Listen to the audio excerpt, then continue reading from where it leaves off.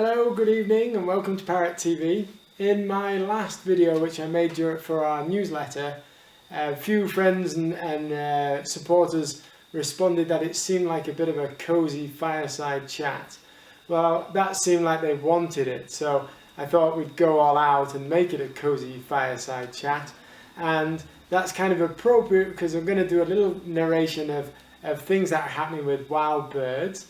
And that makes me think of cosy Sunday evenings watching the wildlife documentaries. We're going to look at preening tonight, and it's just a little clip. First of all, you might wonder why I'm sat next to a fire, but Sarah and I actually live at 5,000 feet altitude here in Costa Rica, so it does get chilly, and today was the first rains of the rainy seasons here, so we've got our little cosy fire. We're going to look at preening. And that's kind of relevant because we're all socially isolated and we're supposed to be tucked up in our homes.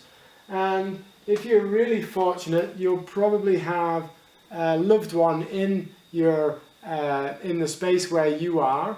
And that's very much how the parrots live when they're in their nest boxes, like this pair above the football field in Punta's Lita. This is early in the year where they're checking out the nest box. Now, for pairs, it's really important to preen. For birds in general, it's important to preen. They have to keep their feathers in really good order. So here's the same pair at our reserve, and as they cozy up, they preen each other, and you see that the bird being preened raises its feathers on its head. They do have that control.